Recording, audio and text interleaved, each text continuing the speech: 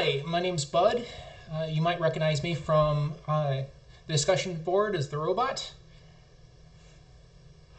And this is CCS Final Edition.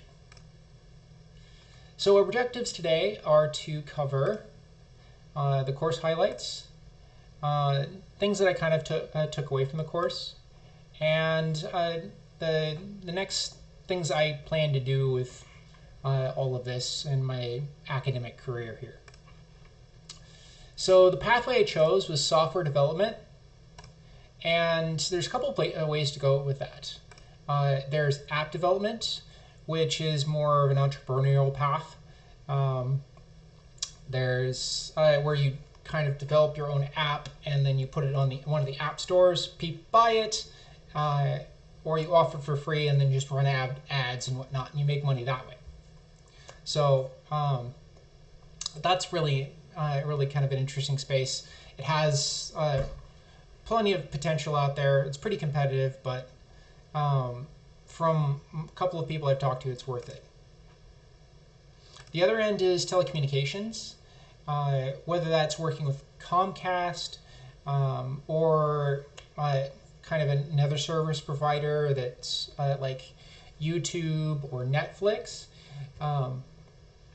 It's all about working with with all the hardware and backbone that gets all your videos, emails, and text messages from point A to point B.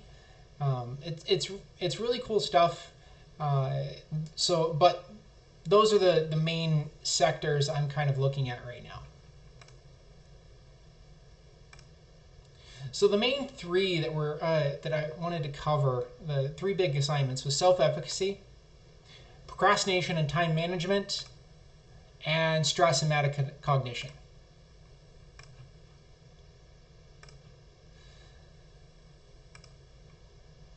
So procrastination.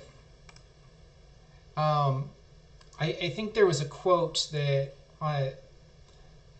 that kind of hit home for me, is that it's best to think of procrastination as pain management. I hadn't really encountered this one before, and it really hit home. I've been no stranger to avoiding tackling difficult tasks, especially when I'm anxious about something or another.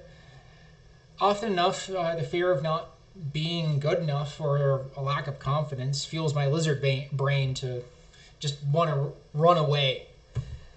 By diving into simple distractions like games, TV shows, or books, I try to manage that hurt in the moment, at least. Though losing myself in these pleasant activities may work in the short run, inevitably it yields to quite a bit of regret and kind of disappointment in myself. To address these things, it's best to adopt practices that allow you to manage that fear and anxiety. For me, that was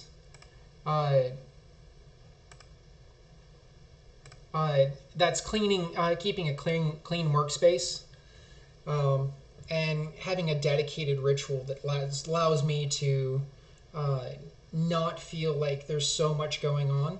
Because in a cluttered environment, everything that's in your environment represents a choice. And if there's so much going on, there's going to be so many choices. And that's, especially if you kind of have more of an anxious personality, that leads you to kind of locking up, and your brain kind of perceives that as pain, and your lizard brain kind of ends up kind of wanting to run away. At least that's been my experience. And so trying to keep a clean, Spartan environment has really helped. So self-efficacy was something we covered in week number 4, and I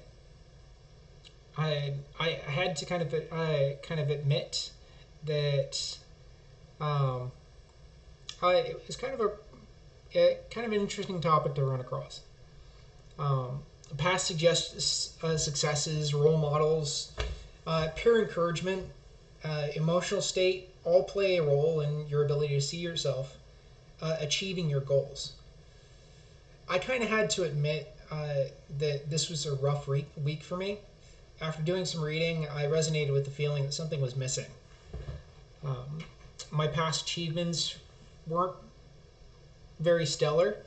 The role models I've had were, in retrospect, less than pillars of humanity. For the last several years, I've had little in the way of family or friends cheering me on from the sidelines. And the final cherry on the cake is I just really didn't feel good about my life. For all intents and purposes, I found that I simply didn't believe in me, and perhaps I hadn't for a while. As much as Bandura's model can show you how much your life is sucking, and how, the model of self-efficacy can show you a path to positive change. For me, that means setting small goals and striving to keep my promises to myself. Connecting with mentors that I admire and look up to, that's going to be a continuing project moving forward. Putting myself out there and trying to make friends. I've always been kind of poor at that, and I really should do better. But if I can do all this and I can keep this up, then in time, perhaps, I can find a bit more faith in myself. And if I can do all this, then I'm pretty confident that you guys can too. So,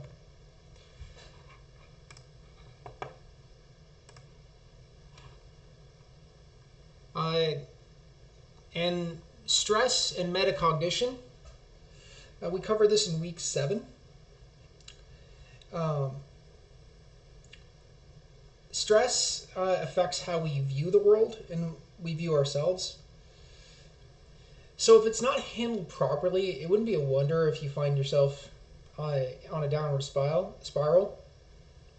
I tend to, at times, find myself backsliding when I don't really pay attention to it.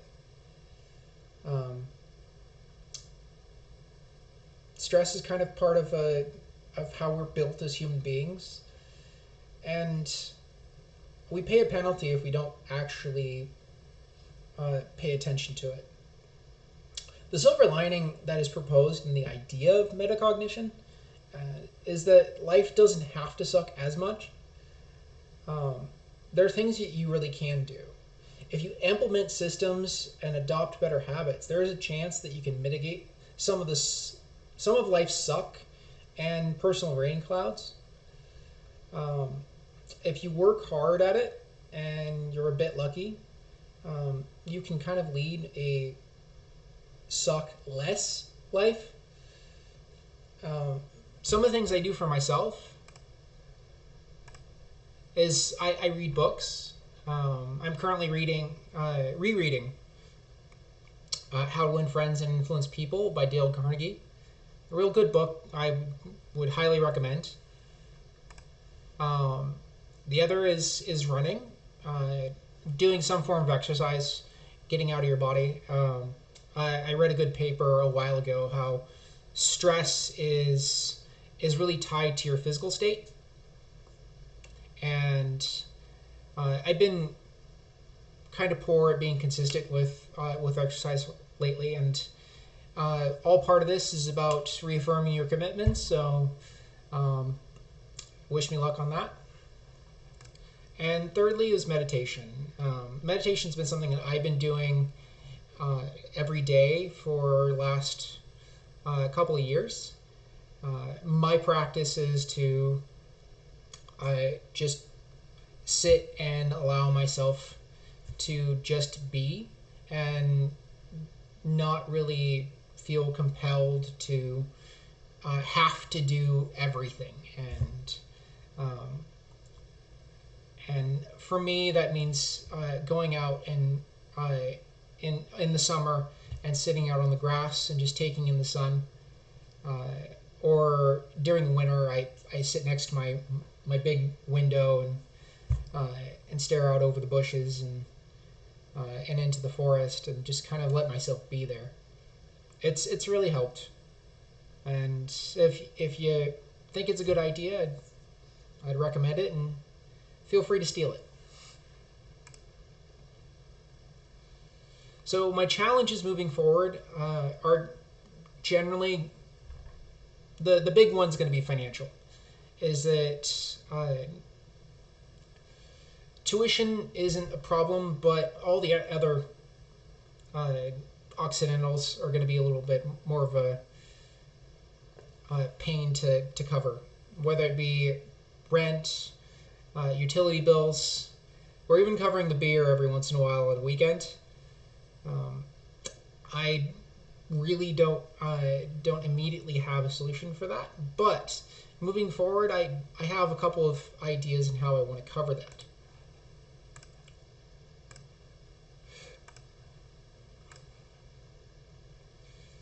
So the solutions that I have at the moment is that I'm going to be applying for several positions on campus, and I